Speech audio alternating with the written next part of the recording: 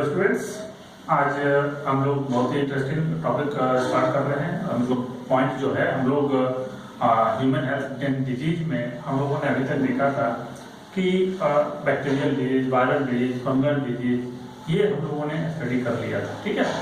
और fungal disease के बाद और भी कुछ हम लोगों ने देखा, लेकिन उसमें जो सबसे ज्यादा इम्पोर्टेंट है वो जहां से क्वेश्चन बहुत ज्यादा आते हैं उसमें आता है प्रोटोजोअन डिजीज में। जैसे इसका एग्जांपल है मलेरिया या ट्रिपैनोसोमा, ये सब जितने भी एग्जांपल्स हैं इसके किसके हैं एग्जांपल, ये प्रोटोजोअन डिजीज में। तो मलेरिया से क्वेश्चन पढ़ाया हर एक साल पूछा जाता है और अच्छा क्वेश्चन इससे बन सकता है, ठीक है। तो मलेरियल पैरासाइट की बात करें तो मलेरियल पैरासाइट एक ऐसा पैरासाइट है जो प्रोटोजोआ ग्रुप में आता है और ये पैरासाइट का नाम दिया गया प्लाज्मोडियम। प्लाज्मोडियम नाम जो दिया गया वो रोनाल्ड रॉस के द्वारा दिया गया। उसने सबसे पहले इस पे ये डिस्कस किया था और एक बहुत सारे साइंटिस्ट इसमें इन्वॉल्व थे जो मलेरियल पैरासाइट की डिस्कवरी में अहम रोल प्ले किया था। तो अब बात करें कि इसको मलेरियल पैरासाइट जो प्लाज्मोडियम है, क्योंकि प्लाज्मोडियम किसी भी ह्यूमन बीइंग्स में अगर एंट्री किया तो वहां पे क्या करता है, ये मलेरिया कॉज करता है। इसका नाम मलेरिया इसलिए दिया गया कि जब पहली बार इसको ऑब्जर्व किया गया तो मैल मतलब होता है बैड मतलब बुरा, यानी बैड एरिया, मतलब जब जो डिजीज बैड एरिया में हो चुके, बैड एरिया होगा, खराब एरिया होगा, पानी का कंडीशन, वहाँ वाटर लॉगिंग होगा, गंदा जगह होगा, वहाँ मॉस्किटो ज्यादा होगा। मॉस्किटो की वजह से ये फैलता है। तो चूंकि शुरुआत में किसी को पता नहीं था ना कि प्लाज्मोडियम जो है वो मॉस्किटो के थ्रू फैलता है, लेकिन इसको जो ऑब्जर्व किया गया वो मेनली ऑब्जर्व कहाँ किया गया था, बैड एरिया में जहां गंदा जगह था, इसीलिए इसका नाम दे दिया गया मलेरिया, ठीक है। तो मलेरिया चूंकि इतना पेंडेमिक है, पूरे वर्ल्ड में ये प्रॉब्लम क्रिएट करता है, इंडिया में तो बहुत ज्यादा प्रॉब्लम क्रिएट करता है। तो इंडिया में जो प्रॉब्लम करता है तो यहाँ पे इसको जागरूक करने के लिए या लोगों को अवेयर करने के लिए एक दिन को सेलेक्ट किया गया, दैट इज 20 अगस्त। 20 अगस्त को ये डेट फिक्स किया गया कि इसी दिन जो है हमें मलेरिया डे मनाना पड़ेगा। तो डायरेक्ट क्वेश्चन आएगा कि ये नहीं पूछेगा क्यों मनाते हैं, नहीं मनाते। एक्चुअली इसकी पीछे भी स्टोरी है कि 20 अगस्त को पहली बार पूरे वर्ल्ड में जो क्या था वो मलेरिया पे कॉन्फ्रेंस हुआ था, इसलिए इसी नाम इसको जो है 20 अगस्त को सेलिब्रेट करते हैं। अब बात करते हैं मलेरियल पैरासाइट प्लाज्मोडियम की बात करें। प्लाज्मोडियम डायजेनेटिक, हम लोगों ने इसके पहले जो एंटामीबा हिस्टोलिटिका जो देखा था, तो एंटामीबा हिस्टोलिटिका में हम लोगों ने क्या देखा था कि एंटामीबा जो होता है उसको वो मोनोजेनेटिक होस्ट होता है, यानी सिंगल होस्ट ही पूरे लाइफ साइकिल के लिए उसको चाहिए। लेकिन मलेरिया जो होता है ये डायजेनेटिक पैरासाइट होता है और डायजेनेटिक पैरासाइट, डाय मतलब दो, ठीक है। तो डायजेनेटिक पैरासाइट इसमें दो होस्ट चाहिए और दो होस्ट में प्राइमरी होस्ट उसको बोलते हैं जहां सेक्सुअल साइकिल करते हैं। मैंने पिछले क्लास में भी डिस्कस किया था कि प्राइमरी होस्ट हम उसको बोलेंगे जहां पे सेक्सुअल साइकिल चलता है और सेकेंडरी होस्ट उसको बोलते हैं जहां एसेक्सुअल साइकिल चलता है, ठीक है। तो जैसे प्राइमरी होस्ट की बात करें, दो होस्ट है, primary host and secondary host, कुछ टाइम के लिए यहाँ पे अपना लाइफ चलाएगा और यहाँ पे ह्यूमन बीइंग में आके सेकेंडरी होस्ट में ये अपना जो है पूरा लाइफ साइकिल कंप्लीट कर लेगा, ठीक है। तो प्राइमरी होस्ट की बात करें, प्राइमरी होस्ट होता है female anopheles, female not male. Male कोई भी मॉस्किटो मेल नहीं काटता है। कारण ये है कि मेल जो होता है वो फ्लावर का जो नेक्टर है उसको सक करके अपना काम चला लेता है, लेकिन चूंकि फीमेल को एग देना होता है तो एग के लिए हमारे ब्लड में बहुत सारे एंजाइम्स होते हैं, बहुत सारे हार्मोन्स होते हैं। उस एंजाइम्स के बिना ये एग जो है प्रोड्यूस हो ही नहीं सकता। इसीलिए बोला जाता है कि जो एग प्रोड्यूसिंग हमारे सिर्फ उसमें भी ह्यूमन बीइंग्स का जो ब्लड है वो एंजाइम सिर्फ ह्यूमन बीइंग्स में पाया जाता है, किसी और में नहीं पाया जाता है। इसीलिए जहां पे अगर ये मलेरियल पैरासाइट मंकी में चला गया या किसी और चीज में चला गया तो वहां पे मलेरिया नहीं होता है। कारण यही है कि जो एंजाइम्स को चाहिए वो एंजाइम्स हमारे ब्लड में मिलता है और हमारे ब्लड में मिलेगा तो हमारे ब्लड में उसका पॉपुलेशन बढ़ेगा और हमारा ब्लड क्या होगा, बर्स्ट होगा। वहां पे वो सिर्फ जाके वहां पे पड़ा हुआ रहता है, लेकिन वहां पे चूंकि वो एंजाइम है नहीं तो उसका रिप्रोडक्शन या उसका जो नंबर है वो नहीं बढ़ता है। क्लियर हो गया? क्यों रिजर्वायर होस्ट में क्यों नहीं क्या नाम है मलेरिया होता है, ह्यूमन बीइंग में क्यों होता है? तो ये क्लियर हो गया। क्योंकि आरबीसी के अंदर जो एंजाइम्स है वो एंजाइम सिर्फ ह्यूमन बीइंग के ब्लड में होता है, किसी और एनिमल्स के ब्लड में नहीं होता है। तो चूंकि ये फीमेल एनोफिलिस मॉस्किटो जो होता है ये ट्रांसमिटिंग होस्ट होता है, क्योंकि ये ट्रांसमिट करता है एक जगह से दूसरे जगह जो है ये क्या करता है, ये प्लाज्मोडियम को एक जगह से दूसरे जगह ट्रांसमिट करता है। ये कहने का मतलब अगर मंकी में है तो वो ह्यूमन बीइंग में जाके इसको क्या करता है, इंजेक्ट कर देता है। क्योंकि जो बाइटिंग करता है तो सलाइवा के साथ प्लाज्मोडियम क्या होता है, हमारे ब्लड में चला जाता है और वहां पे वो फर्दर क्या करता है, अपना लाइफ साइकिल कंप्लीट करता है। तो ये ट्रांसमिटिंग होस्ट है और यहाँ पे सेक्सुअल साइकिल ऑपरेट होता है और सेक्सुअल साइकिल के बाद जो गैमीट है वो बन के तैयार होता है। और जब वो वही मॉस्किटो जिसको बोलते हैं इन्फेक्टेड मॉस्किटो, वो इन्फेक्टेड मॉस्किटो क्या करेगा, अगर हमें बाइट करेगा तो जो सेक्सुअल साइकिल में जो गैमीट बना है वो आता है हमारे ब्लड में और वहीं पे गैमीट का फ्यूजन होता है और बाद में वो लाइफ साइकिल कंप्लीट होके फिर से दूसरा स्टेज पर आता है। अब वो जैसे ही फिर से दोबारा मॉस्किटो जाएगा काटने के लिए तो मॉस्किटो के बाइट में फिर से जो दूसरा जो फॉर्म है वो फॉर्म उसके अंदर चला जाता है और वो फिर से कहां पहुंच जाता है, मंकी के पास। इस तरह से मॉस्किटो और ह्यूमन बीइंग, मॉस्किटो और ह्यूमन बीइंग के बीच में लाइफ साइकिल चलती रहती है। ठीक है, तो ये है।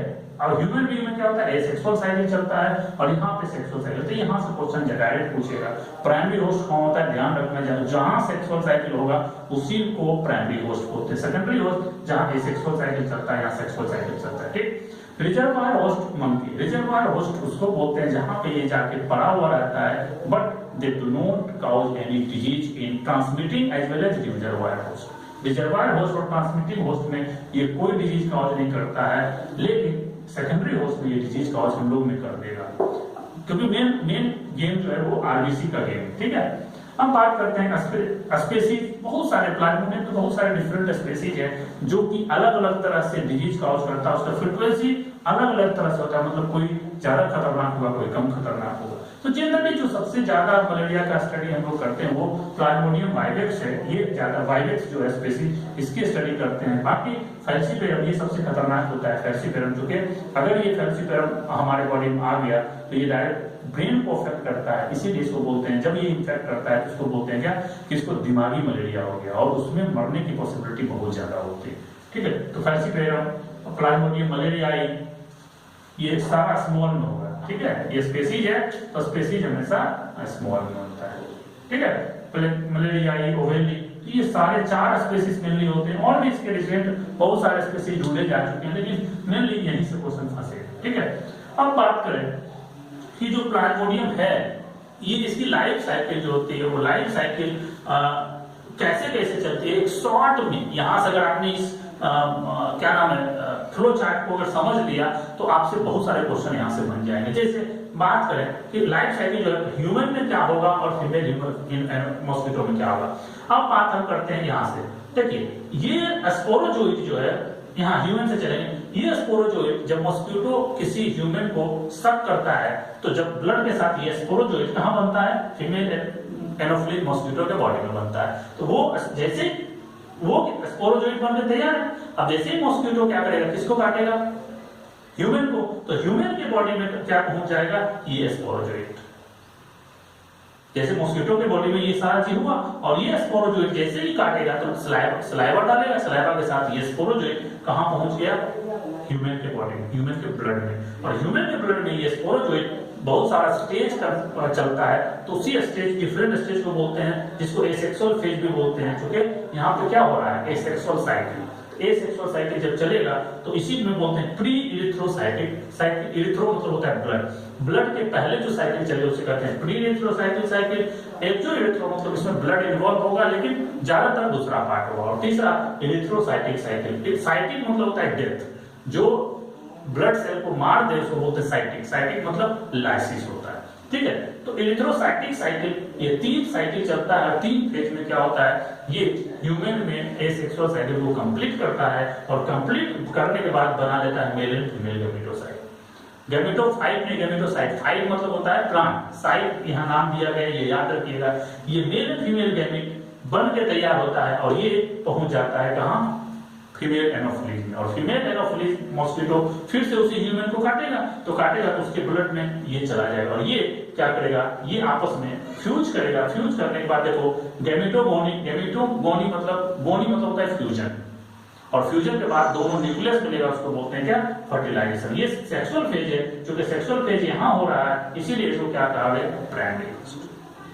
क्लियर। अब ये फर्टिलाइजेशन के बाद स्पोरोगोनी बनता है, ये अब इसके बाद ये सेक्सुअल फेज होगा और फाइनली ये स्पोरोजोइट बना देगा और ये साइकिल इस तरह से चलता रहेगा। ठीक है, तो ये बेसिक है, यहीं से क्वेश्चन फंस जाएगा। और इसका आप डिटेल अगर बात करें फीमेल एनोफिलिक मॉस्किटो में लाइफ साइकिल क्या होता है और ह्यूमन में लाइफ साइकिल क्या होता है, इसका हम लोग डिटेल में स्टडी करते हैं। तो पहले ह्यूमन की बात कर ले तो ह्यूमन में सबसे पहले क्या होगा, मॉस्किटो बाइट करेगा। जैसे ही बाइट करेगा, जिसको बोलते हैं इनोकुलेटिव इन्फेक्शन। इनोकुलेटिव मतलब जब यहाँ पे बाइटिंग टाइप का इन्फेक्शन, उसको बोलते हैं इनोकुलेटिव इन्फेक्शन।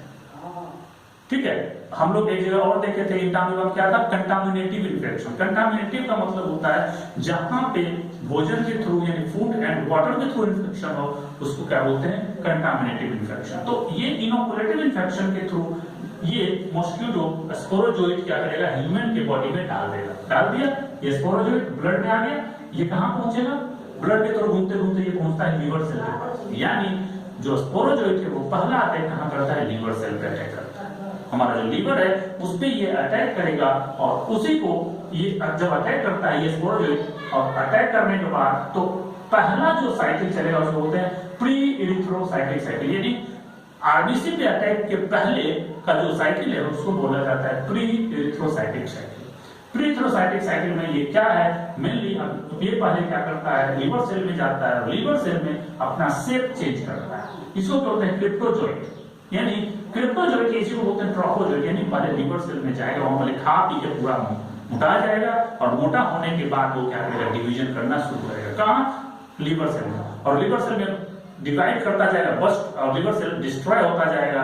इसीलिए मलेरिया में सबसे पहला जो प्रॉब्लम होता है वो होता है लीवर में। इसीलिए लीवर थोड़ा सा स्वेल कर जाता है, स्वेलिंग आ जाती है। इसीलिए डॉक्टर यहाँ जब टच करेगा हल्का सा तो आपको पता लगा कि इसको, चूंकि कालाजार में ज्यादा लीवर बढ़ता है, लेकिन इसमें भी थोड़ा सा लीवर बढ़ जाता है और डॉक्टर तुरंत पता कर लेगा कि ये इसमें ये क्या नाम है, प्लाज्मोडियम है या नहीं है। तो अब ये जो स्टेज है, फीडिंग स्टेज, ये जो स्पोरोजोइट का है, इस फीडिंग स्टेज को बोलते हैं क्रिप्टोजोइट। अब ये स्पोरोजोइट ना होकर ये क्रिप्टोजोइट है, इसको ट्रोफोजोइट भी बोलते हैं। ट्रोफो मतलब फीडिंग स्टेज। ये फीडिंग स्टेज में अब ये डिवीजन किया, डिवीजन करने के बाद एक चारों तरफ का सर्कुलर स्ट्रक्चर बनता है जिसको सीजोन। साइजोन स्टेज में बना हुआ रहता है। अब ये बस्ट करेगा और बहुत सारा क्रिप्टोमेरोजोइट्स रिलीज होता है, छोटे छोटे बहुत सारे प्लाज्मोडियम के जो है इसको बोलते हैं क्रिप्टोमेरोजोइट्स, ये रिलीज होते हैं। कहां, लीवर सेल्स का ब्रस्ट होने के बाद ये फिर से क्या करता है, फिर से ब्लड में आता है, फिर से अगेन एंड अगेन क्या करेगा, अटैक करेगा किसके ऊपर, लीवर सेल, और लीवर सेल को बर्बाद करता है। यानी ये अपना पॉपुलेशन धीरे धीरे बढ़ाता जाएगा किसके ऊपर, लीवर सेल के अटैक के करते हैं। तो ये हो गया हमारा प्री इरिथ्रोसाइटिक साइकिल। दूसरा है एक्सो इरिथ्रोसाइटिक साइकिल। इस कंडीशन में एक्सो की बात कर रहा है, इसमें आरबीसी, यहाँ पे आरबीसी भी इन्वॉल्व होगा, आरबीसी पे अटैक करने के लिए इन्वॉल्व होगा और लीवर सेल पे। तो इसमें क्या होगा कि जो लीवर सेल पे अटैक किया ये क्रिप्टोमेरोजोइट्स, अब क्या हुआ, क्रिप्टोमेरोजोइट्स में लीवर सेल पे अटैक कर रहा था। अब ये लीवर सेल पे जब अटैक किया, अगली बार फिर से जब पूरा नंबर बढ़ा लिया, तो ये क्या करता है, ये कन्वर्ट हो जाता है मेटा क्रिप्टोजोइट। यहाँ जब क्या था, क्रिप्टो, मेटा मतलब थोड़ा सा साइज में बड़ा होता है। यानी ये यूं कर सकते हैं, फेनिडोजोइट मतलब ये देखो स्ट्रक्चर थोड़ा सा ये सर्कुलर था, ये थोड़ा सा स्ट्रक्चर दूसरी तरह का हो जाएगा। दिस इज कॉल्ड फेनिडोजोइट या मेटा क्रिप्टोजोइट। मेटा क्रिप्टोजोइट दो तरह से काम करता है। एक तो सबसे पहले जो ये बनाएगा, तो मेटा क्रिप्टोजोइट लीवर सेल पर अटैक करेगा तो दो तरह से अटैक करता है। एक जो लीवर सेल पर अटैक करेगा तो वह बड़ा बड़ा सेल बनाएगा। तो बड़ा बड़ा सेल जो बनाता है उसको बोलते हैं माइक्रोमेटा, यानी मेटा क्रिप्टोजोइट नहीं रहेगा। और मेटा क्रिप्टोजोइट में माइक्रो मींस बड़ा, यानी माइक्रोमेटा क्रिप्टोजोइट ये क्या करता है, साइज में थोड़ा बड़ा होता है और ये बाहर रिलीज होता है। ये क्या करता है, जो माइक्रोमेटा क्रिप्टोजोइट्स अटैक ऑन लीवर, ये लीवर के ऊपर फिर से अटैक करता रहेगा। यानी क्रिप्टोजोइट्स जो है क्रिप्टोमेरोजोइट्स ये भी अटैक करता है, ये मेटाक्रिप्टोजोइट्स, और यहाँ पे माइक्रो मेटाक्रिप्टोजोइट्स ये अटैक लीवर पे करता है। माइक्रो की बात नहीं करते, लेकिन कुछ लीवर सेल में यही जो मेटाक्रिप्टोजोइट्स है ये बनाता है माइक्रोमेटा। माइक्रो मतलब छोटा छोटा सेल्स बनाएगा, उसको बोलते हैं माइक्रोमेटाक्रिप्टोजोइट। ये निकलता है कहाँ? इस फॉर्म में, छोटे छोटे फॉर्म में निकलता है। यानी जो माइक्रोमेटाक्रिप्टोजोइट होता है उसका साइज बड़ा होता है और माइक्रो जो होता है उसका साइज छोटा होता है। तो जो छोटा वाला है ये माइक्रोमेटाक्रिप्टोजोइट ये आरबीसी के ऊपर अटैक करता है, और जैसे ही आरबीसी के ऊपर अटैक करेगा तो वहां पे इरिथ्रोसाइटिक साइकिल शुरू हो जाएगी। ठीक है, अब इरिथ्रोसाइटिक साइकिल में क्या होता है इसको कहते हैं इरिथ्रोसाइटिक साइकिल की। इरिथ्रोसाइटिक मतलब ये जो फेज है वो ब्लड में होगा, आरबीसी के अंदर होगा, और आरबीसी के अंदर अब प्लाज्मोडियम का जो फॉर्म है उस फॉर्म को क्या बोलते थे? माइक्रोमेटाक्रिप्टोमेरोजोइट्स। जो छोटा वाला है वो छोटा वाला माइक्रो क्या कर रहा था? फिर से हर सेल पे अटैक करेगा, और जो माइक्रो है वो क्या किया? ये आरबीसी पे ऊपर अटैक करेगा। क्यों? क्योंकि इसी के अंदर वो सारा एंजाइम है जो इसके रिप्रोडक्शन के लिए जरूरी होता है, यानी इसके पॉपुलेशन को बढ़ाने के लिए जरूरी होता है। अब ये आरबीसी के ऊपर अटैक किया, और अब ये क्या करेगा? आरबीसी को खाना शुरू किया, यानी आरबीसी के अंदर क्या करेगा? ये अपना पॉपुलेशन बढ़ाना शुरू करेगा। इस स्टेज को बोलते हैं ट्रोफोजोइट स्टेज। ट्रोफोजोइट स्टेज को फीडिंग स्टेज भी बोलते हैं, और इस स्टेज में क्या होता है? खाना शुरू करेगा अंदर में, और ये जो प्लाज्मोडियम ये अंदर आया माइक्रोमेटाक्रिप्टोमेरोजोइट, ये अब क्या हुआ? इस तरह से स्ट्रक्चर बनाना शुरू हुआ जिसमें इसका न्यूक्लियस अपना होगा, ये और ये इसके, और एक क्या होगा? ये वैक्यूल यहाँ पे डेवलप हो जाएगा। अब क्या होगा?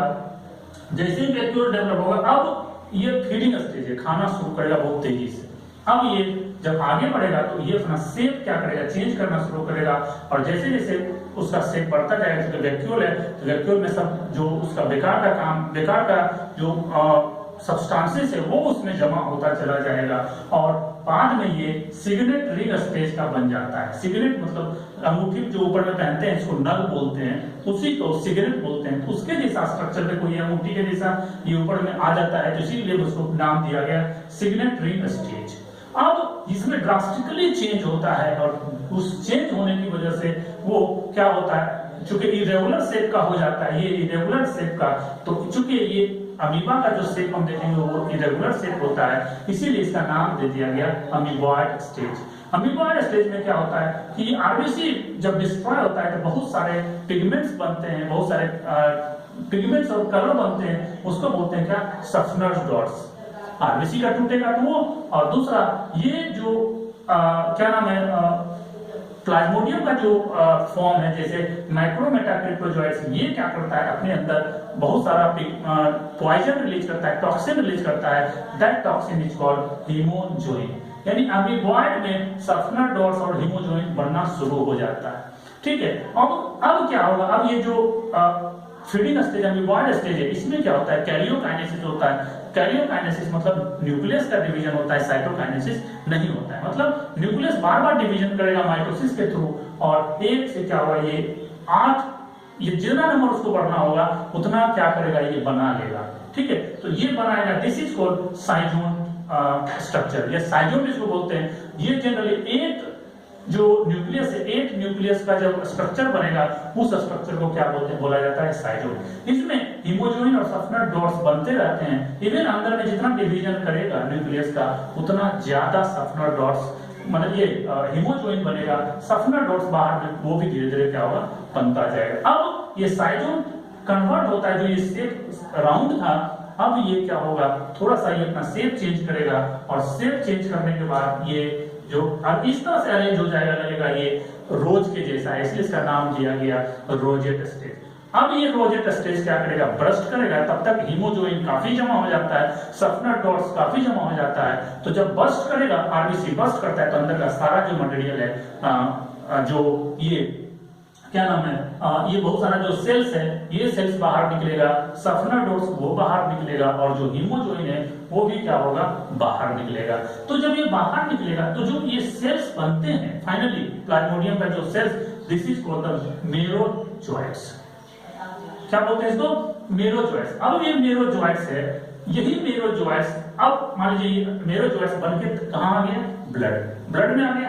अब ये जो बिना मेरोजोइट्स और बिना ब्लड का या बिना पिगमेंट का जो ये सेल बचेगा, this is called ghost cell. Ghost मतलब होता है भूत, बिना न्यूक्लियस का, उसमें कुछ नहीं है, सिर्फ उसका खोल पड़ा हुआ है, उस खोल को क्या बोलते हैं, भूत। आदमी और भूत में क्या अंतर है, उस भूत का शरीर नहीं होता है, इसलिए उसको क्या बोलते हैं, भूत। और जो आदमी शरीर मतलब शरीर गायब कर दो, भूत बन गया, उसी तरह से इसका जो मेन मटेरियल है गायब हो गया, बचा क्या, खोल, उसको क्या बोलते हैं, घोस्ट। यहाँ पे जो हीमोजोइन और सफनर डोट्स रिलीज होते हैं, सफनर डोट्स तो कुछ नहीं करता है, लेकिन जो हीमोजोइन है, याद रखना ये बहुत इंपॉर्टेंट क्वेश्चन है, hemozoin is mainly responsible for malarial attack. यानी किसी को मलेरिया का अटैक आता है, फीवर जब होता है, उसको फीवर होता है, इसमें हम बताएंगे अटैक क्या होता है मलेरिया। तो मलेरियल अटैक में क्या होता है कि बहुत सारी चीजें चेंज होती है, जैसे उसको पहले शिवरिंग होगा, फिर पसीना आएगा, टेम्परेचर बढ़ेगा, इसी को मलेरियल अटैक बोलते हैं। तो इसी हीमोजोइन जो टॉक्सिन है, इसी टॉक्सिन की वजह से मलेरियल अटैक होता है। क्लियर हो गया यहाँ से। अब ये मेरोजोइट बना, ये अटैक, अब मान लीजिए एक सर्टेन अमाउंट चाहिए हीमोजोइन का एक अटैक, पहला अटैक करने के, उसके बाद 24 घंटे में या 48 घंटे में उतना बन जाता है, क्योंकि अलग अलग स्पीसीज होगा। जैसे फैल्सीपेरा में वो 24 घंटा में हर एक अटैक मारता है, वायरस है वो 48 घंटे में, यानी एक दिन के बाद एक दिन वो फीवर आता है। तो ये डिपेंड करता है कि कौन सा स्पीसीज है। यानी हीमोजोइन का एक सर्टेन अमाउंट जब तक जमा नहीं होगा तब तक मलेरिया अटैक नहीं आएगा। अब बात करते हैं मेरोजोइट। ये मेरोजोइट जो निकला आरबीसी बर्स्ट होने के बाद, अब ये 3 फंक्शन करेगा। पहला फंक्शन ये करेगा कि ये फिर से मेरोजोइट अटैक कर देगा आरबीसी पर और ये इरिथ्रोसाइटिक साइकिल को कंटिन्यू करेगा, पहला। सेकंड क्या करेगा, ये आरबीसी में क्या करेगा, फिर से ये मेल एंड फीमेल गैमेटोसाइट में कन्वर्ट हो जाएगा। और तीसरा ये क्या करेगा, फिर से ये लीवर सेल पे अटैक करना शुरू करेगा, और इसको बोलते हैं, चूंकि इरिथ्रोसाइटिक साइकिल के बाद लीवर पे अटैक हो रहा है, इसलिए इसको बोलते हैं पोस्ट इरिथ्रोसाइटिक साइकिल। पहला क्या था, प्री इरिथ्रोसाइटिक साइकिल। प्री इसलिए बोलते थे कि वो इरिथ्रोसाइटिक साइकिल के पहले का स्टेज है, और चूंकि ये जो मेरोजोइट है ये बाद में भी लीवर पे अटैक कर सकता है, इसलिए इसको क्या बोलते हैं, पोस्ट इरिथ्रोसाइटिक साइकिल। अब ये 3 स्टेज, 3 पॉसिबिलिटी है, ये 3 पॉसिबल वे है जिसके थ्रू ये मेरोजोइट जाएगा। अब ये बात करें, चूंकि ये मेरोजोइट्स ह्यूमन ब्लड में ये गैमेटोसाइट बना ह्यूमन ब्लड में, ये ह्यूमन ब्लड में बनने के बाद आगे ये फर्दर रिप्रोडक्शन नहीं कर सकता है, ये डिफ्यूजन नहीं हो सकता है, सेक्सुअल रिप्रोडक्शन नहीं हो सकता है। इसलिए नहीं हो सकता है क्योंकि ह्यूमन के बॉडी का टेम्परेचर बहुत हाई होता है, इसको टेम्परेचर थोड़ा सा कम चाहिए, इसीलिए ये क्या करता है, दूसरे होस्ट में जाता है, कहाँ, फीमेल एनोफिलीज में। अब यही जब इस ब्लड को ह्यूमन मॉस्किटो अगर सक करेगा, तो ये सक जब करेगा, यही गैमेटोसाइट, हम बात करें गैमेटोसाइट, ये ब्लड लिया, ब्लड के थ्रू कहाँ हुआ, मेल एंड फीमेल गैमेटोसाइट कहाँ आ गया, मॉस्किटो के बॉडी में आ गया। तो ये पूरा हो गया ह्यूमन में जो इरिथ्रोसाइटिक साइकिल चल रहा था उसकी बात हम लोग कर रहे थे। अब हम ये जो फीमेल गैमेटोसाइट है ये कहाँ पहुंच गया हमारा, कहाँ, फीमेल एनोफिलीज में। फीमेल एनोफिलीज में सबसे पहले रिपोर्ट करने वाले साइंटिस्ट थे जिन्होंने ये बताया कि जो प्लाज्मोडियम होता है उसका कुछ ना कुछ पार्ट, यानी स्पेशली इन्होंने oocyte को पाया था, और ये oocyte कहाँ मिला था, ये oocyte इन्होंने सबसे पहले डिस्कवर किया था, कौन, वो थे रोनाल्ड रॉस 1881 में। इसी चूंकि उसके पहले लोग नहीं जानते थे कि मलेरियल पैरासाइट जो होता है वो एनोफिलीज में भी जाता है, इसका साइकिल जो है 2 होस्ट होता है, सबको यही पता था कि ह्यूमन बीइंग में होता है और वहीं पे काम चलता है, लेकिन उन्होंने सबसे पहले रोनाल्ड रॉस ने oocyte कहाँ देखा, फीमेल एनोफिलीज में, और इसी डिस्कवरी की वजह से इनको नोबेल प्राइज, दूसरा 1902 में इनको नोबेल प्राइज मिला, किसके लिए, मेडिसिन के लिए, ठीक है। तो लेकिन ये पूरा लाइफ साइकिल को डिटेल में बताने वाले साइंटिस्ट का नाम था ग्रास।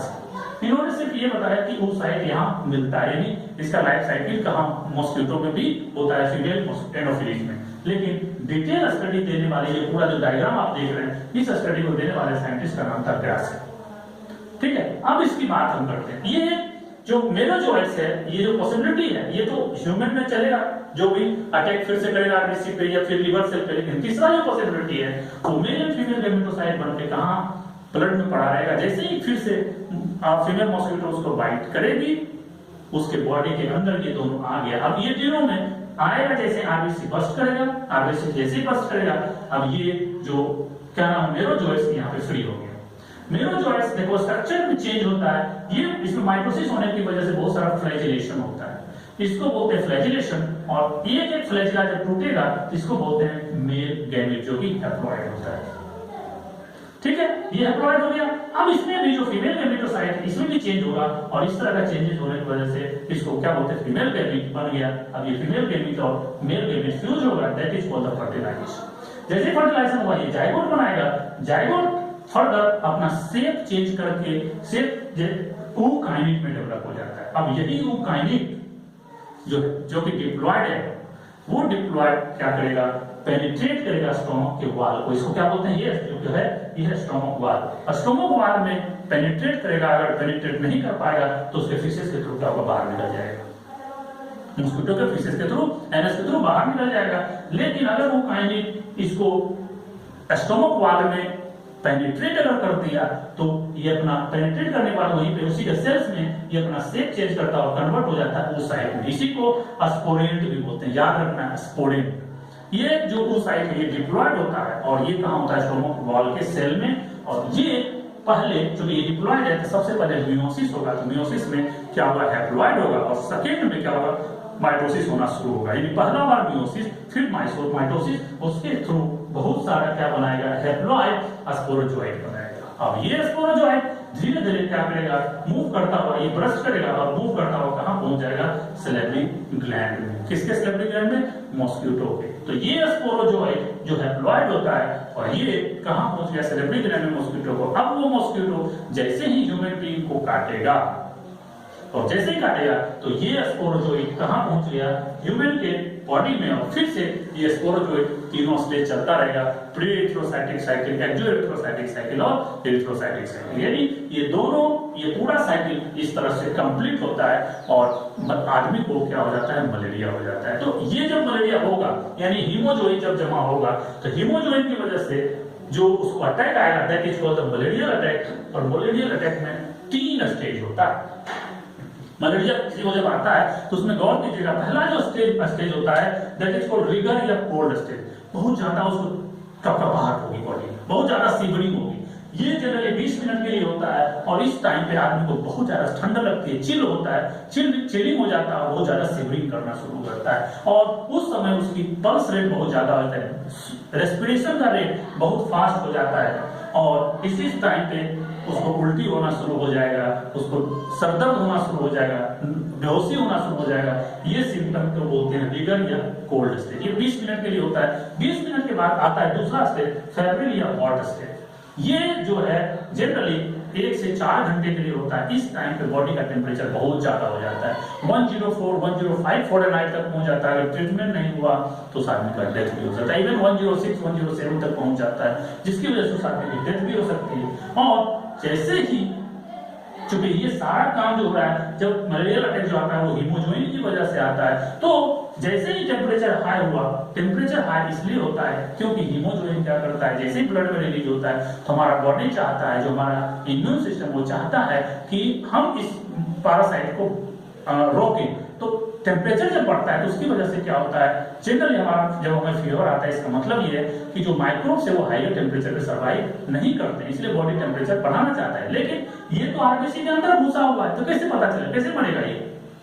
तो इतना टेम्परेचर तो है नहीं जो इसको 100 डिग्री सेंटीग्रेड की बात नहीं, फ़ारेनहाइट की बात हो रही है, तो इसके ऊपर कोई फर्क नहीं पड़ता है। लेकिन बॉडी अपना काम करना चाहता है, बॉडी ये चाहता है कि हमारे बॉडी का टेम्परेचर बढ़े, जिसकी वजह से माइक्रोब्स ना ग्रो करे। लेकिन वो ऐसा नहीं होता है, क्योंकि हीमोजोइन डायरेक्ट हमारे जो सेंटर है हमारा क्या नाम है, हीट सेंटर या कह सकते हैं, जहां पे टेम्परेचर कंट्रोल होता है हाइपोथैलेमस में, वहां पे ये सेंसेशन देता और टेम्परेचर बढ़ जाता है। लेकिन 1 to 4 आवर्स के बाद ये लास्ट फेज चलता है, that is called defervescent stage. Defervescent stage में क्या होता है, आदमी का टेम्परेचर धीरे धीरे डाउन होना शुरू होता है। क्यों? क्योंकि स्वेटिंग, बहुत ज्यादा स्वेटिंग होता है, दैट इज कॉल्ड प्रीफ्यूज स्वेटिंग। और ये 2 से 4 घंटे के लिए होता है, और 2 से 4 घंटे के बाद जब पूरा स्वेटिंग हो जाता है तो वो आदमी अपने आप को नॉर्मल फील करने लगता है।